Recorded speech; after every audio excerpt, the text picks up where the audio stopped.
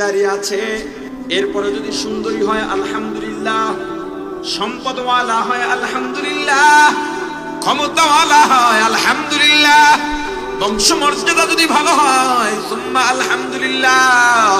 কিন্তু টাকা নাই, পয়সা নাই, বংশমর্যাদা নাই, ক্ষমতা নাই, সম্পদ নাই, কিন্তু মেয়েটা দিনদার, আর কোনো দিকে তাকাইস না। টাকা আছে, পয়সা আছে, সুন্দরী, বংশমর্যাদা আছে, দিনদারি নাই, দুনিয়ার কিচ্ছু নাই। দুনিয়ার জাহান্নামটা নিজে হাতে কইরা নিজের ঘরে ঢুকাইছো। মেয়ে দেখা শেষ, এবার বিয়ে হবে। কাবিন নিয়ে কথা, যৌতুক নিয়ে তো কথা হতেই পারবে। মেয়ের বাপে কয় ছেলের বাপের বিয়াই সব তো ঠিক, আপনাদের চাওয়া পাওয়া কি? আস্তাগফিরুল্লাহ, নাউজুবিল্লাহ, বিয়ে আপনার সাথে সম্পর্কই হবে না, সব বাদ। আপনি আমার যৌতুকের প্রস্তাব দিতেছেন, আমার আবার দাবি দেওয়া। আমি পবিত্র ভূমি পাড়াই আইছি, মিয়া বাইতুল্লাহ জিয়ারত করে আইছি, আমার রাসূলের রওজায় সালাম দিয়েছি, আপনি আমার যৌতুকের কথা কন। আপনার মেয়ের আপনি কি দেবেন না আমাদের ব্যাপার। কি আছে না নাই? আছে না নাই? মেয়ের বাবাই যদি না চায়, মেয়ের বাড়িতে একটা পান খাওয়াও যৌতুক হয়ে যাবে। খুব সাবধান। ছেলের বাড়িতে 100 জন যাবেন, 500 জন যাবেন, ছেলের বাবাকে আমরা ছেলে পক্ষ, আমরা যাবো 1000, সবগুলো যৌতুক রাখবো।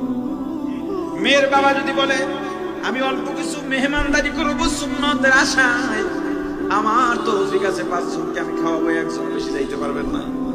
মহারানা, এটা মেয়েদের প্রাপ্য। মহারানা নির্ধারণ হবে কিসের উপর? ছেলে যা আয় করে, ছেলের সামর্থ্যে যা আছে, অথবা বাবা ছেলেকে যা দান করবেন দেওয়ার জন্য, বাবা আমি তোমাকে 20,000 টাকা দেবো, এর বেশি পারবো না। তখন ছেলে বলবে আমি মহারানা 10,000 বা 20,000-ই দিতে পারবো। ওই মহারানা হোক 10,000 আমরা মানলাম, আমি হবে 10 লাখ। আরে কাজী সাহেবরা যারা আছে না, এরা এই ফুসলানিটা দেয়, কাবিন যত বেশি তার মাল পুষ তত বেশি।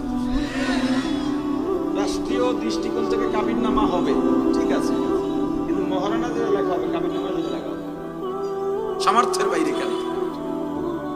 এখন মেয়ে পক্ষ থেকে যে কাবিন দাবি করা হয়, ওদিকে যৌতুক হারাম, আর এটা আরাম হয়ে গেছে। এখন তো যৌতুক পাইলে গেছি গা, এখন তো যৌতুক হয় মেয়ে পক্ষ থেকে।